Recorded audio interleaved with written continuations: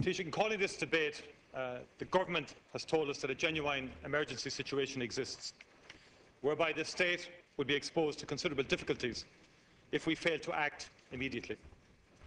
It has supplied us with little time or information about the exact implications of this legislation. And in fact, there has been less time and less briefing than in comparable situations in the past.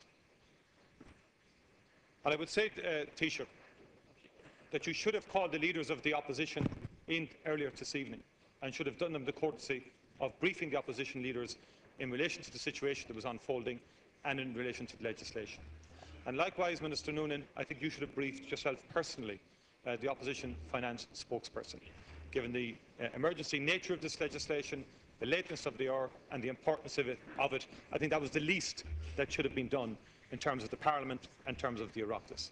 Because what has happened this evening is unacceptable in terms of the presenting of this legislation at the time allotted to it, and obviously the very short time that one has to assess and examine the bill itself, and in particular no capacity to table amendments whatsoever to the legislation or make suggestions.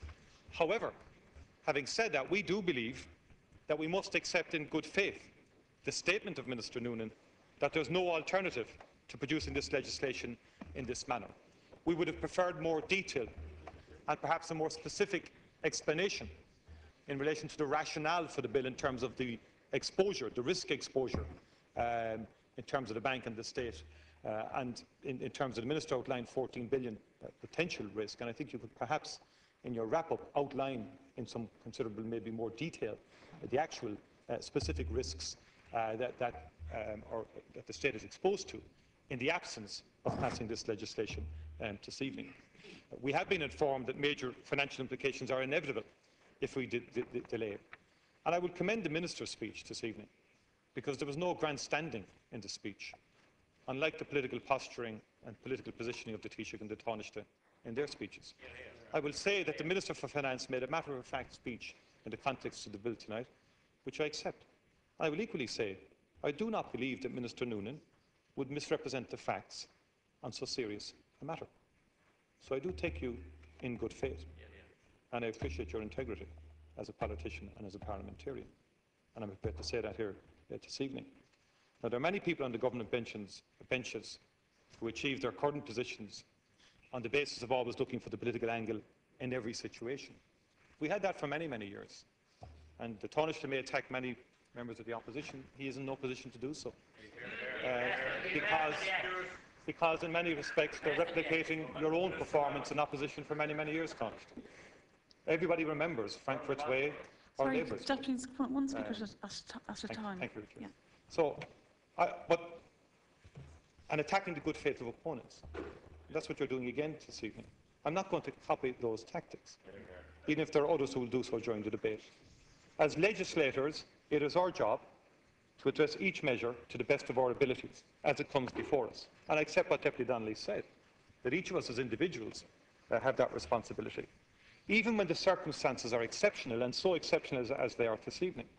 And while the government has the majority to push through the legislation, there is still a duty on every member to consider the issue and to push aside political considerations. I mean, one could easily go against this legislation from the opposition perspective, knowing that the government clearly has the numbers to pass this through.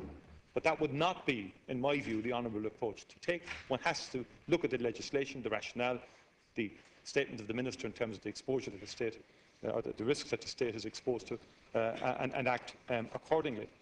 And the government is clearly, some members of the government, not all, are clearly in the middle of executing a public relations strategy to try and regain lost support. However, that's no basis for anybody in terms of how to vote on this legislation. Equally, the opposition has a responsibility to accept that there are situations where emergency legislation is required, and grandstanding on both sides helps no one.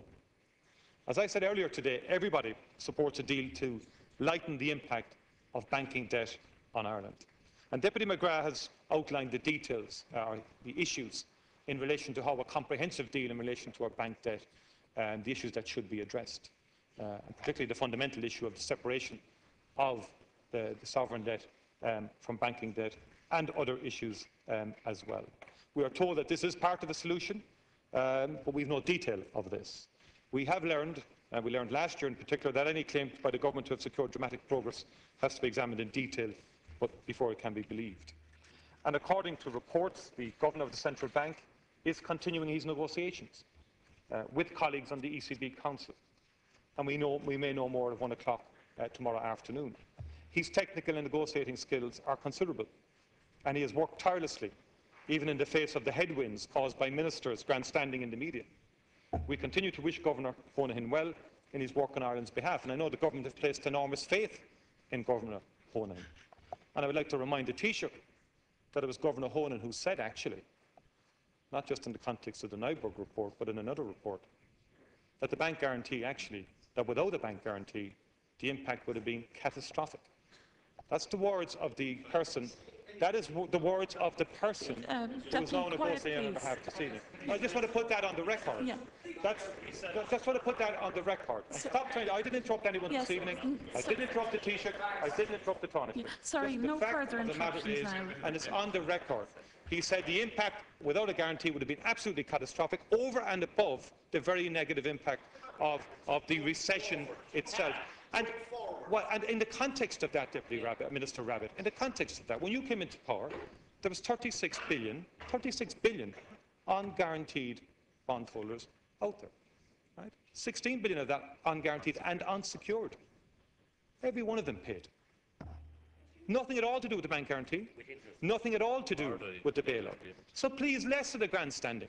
Because you did promise before the last election that you would burn those bondholders. No, you didn't burn them. And then you moved on to the promissory note. Fine. You said you would burn them and you didn't. And I think the people deserve better at this stage than the melodrama, the grandstanding, the disingenuousness and the dishonesty of the presentations by certain presentations here this evening. Sorry.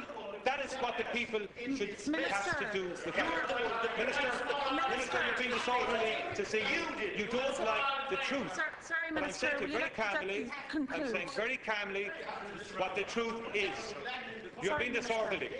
You're being disorderly as ever because you don't like the truth. And I would like the opportunity to continue my speech and to be afforded the same opportunity that I afforded the Taoiseach and I afforded the Tánaiste and indeed the Minister. I would appreciate that opportunity through the Chair. We did not interfere or intervene in any speaker from anybody. And I would appreciate if I could be afforded the same courtesy by Minister Rabbitte and others. And equally, I misquoted nobody this evening. Can we have order, The leak of information which caused this emergency session to be required should be investigated. It means that we are proceeding with one part of a deal before the whole deal has been agreed.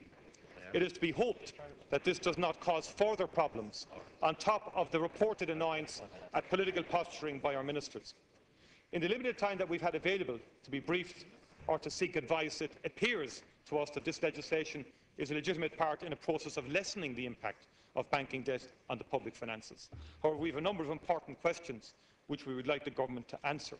We've been told that this is not a last-minute piece of legislation, that it is something which has been worked on for some time. So therefore the government should be in a position to answer questions in some considerable detail and to extend the minister's reply beyond the ridiculous 5 minutes that has been allocated. And we've indicated that the Fianna Fáil's intention is to support this legislation. We have said that. And again, we accept the minister's statement this evening, given the risk to the 14 billion of assets. And as Deputy McGrath has said, in principle, apart from any prospective deal, we have no objection to the wind-up of the IBRC and its essential absorption into NAMA. Although I do welcome the conversion to NAMA on behalf of the Taoiseach and others, because I'd like to remind the Taoiseach when NAMA was established, he used some very colourful language to describe it. He said it's a 90 billion, quote, double or quits gamble with taxpayers' money. And he said Fine Gael leader confirmed his party will vote against NAMA, which he called, quote, a sweetheart deal for the banks. Now, admittedly, the Taoiseach has come a long way since he made those particular statements as leader of the opposition. Somewhat similar maybe to what he would now accuse members of other elements of the opposition of making statements now. The Irish Bank Resolution Corporation was always intended to be a temporary entity. Its creation prevented the need to immediately resolve all issues with Anglo-Irish Bank, and crucially it prevented an immediate and unknown crisis of much greater proportion. A bank, by the way, which Governor Honan equally said was systemic, and so forth. It has the form of a bank, but in substance it simply has gone about the business of trying to recoup as much money as possible. Its liquidation in this manner should not have a significant impact, but will, we have been told, facilitate the technical changes to the central bank's balance sheet required to refinance the promissory notes. IBRC currently has well over 850 employees who are focused on recouping debts. They are managing court cases against a wide range of people, including those who are brazenly trying to avoid full responsibility for their own debts. We would like the government to explain what will happen to IBRC's employees. The Minister has said that de facto they lose their jobs tomorrow morning, and the Taoiseach has said that, the Taoiseach has said that. I would respectfully suggest to the Taoiseach and the Ministers that a lot more needs to be done to support and help the workers concerned in terms of their employment contracts and their employment issues. It's noticeable from all of the commentary tonight that no guarantees are being given to the workers in terms of their situation, and no engagement with the workers. And I think what's happening to the workers this evening, let's be clear, is brutal. It is brutal what is happening. And it is very, very short notice, and is an enormous shock to the workers and to their families. And I don't think, in the context of the contributions this evening from the government side, we had a lot of flowery rhetoric about doing this and historic and all the rest of it, but for the 850 workers concerned, this bill has very real, serious and profound consequences for them. And their rights and entitlements need to be spelled out. As we currently speak, there's a whole lot of negotiations going on in the context of Croke Park. These employees have rights and entitlements, have effectively been working for the state over the last number of years, and I think need far greater interventionist approach by the government than we've witnessed to date. Deputy, can I ask you to conclude, because you're over your I appreciate that. In terms of the will their expertise be retained, Taoiseach? Will they continue to work on recouping all the money owed by debtors? And how will the Minister ensure that unfavourable deals are not undertaken? Will you, Minister, give an assurance that every single debt owed will be pursued under the new arrangements and situation? Just if I may, because I've been interrupted a bit, by moving to a liquidation procedure, public accountability for the management of these debts has been significantly reduced. As things stand, we can ask parliamentary questions of the Minister in relation to the work of the IBRC. Committees are also in a position to closely oversee the work of the management and the board. On many occasions, they've extracted vital information, and this, I would suggest, should not be affected by the legislation. I want the Minister to outline the implications of the bill for parliamentary oversight. And in addition, I want you, Minister, to introduce a short amendment giving explicit power to the Oireachtas to oblige cooperation with inquiries by the Oireachtas into the impact of this legislation. As presented, the bill does not provide for measures to limit the costs of the process, while actions are proposed to prevent costs escalating. All members of government voted against, as I said, the creation of NAMA, and stated that their major objection was that it gave too much potential power to the government. I mean, that was the ringing cause and the clarion calls from the government side at the time of the establishment. Which I'll ask him for in 60 seconds. The Taoiseach delivered a lengthy speech in Mayor, which I outlined earlier, attacking all of those powers. I'd like the Minister maybe to explain the Pauline conversion to the virtues of NAMA on behalf of those on the other side of the House now, and why you feel it necessary to extend these existing powers in this new bill. This liquidation is happening in the context of a wider deal on the promissory notes, which Governor Honan may reach tomorrow at the ECB Council. What are the implications for the IBRC debts if a suitable deal is not concluded tomorrow? I want the Minister to explain in further detail the exact implications of a deal, if a deal is not finalised. And Minister, could you outline what the overall implications are for the national debt as a result of this legislation, and the implications for the overall size of the national debt? Thank you, and you might confirm, are the costs to the state of this measure identified exactly, or are they subject to other conditions? And have you received all the necessary clearances from the Central Bank of Ireland and the ECB for this legislation? Last Corla, I just want to say, finally, with respect, I've been interrupted. It's a very short time for the debate. Unruly interventions from the government side. I just want to say, I regret the manner in which this was introduced. I think in future, there should be far better engagement from the Minister and with the relevant spokespeople, and from the Taoiseach with the relevant leaders in the House. Thank you very much.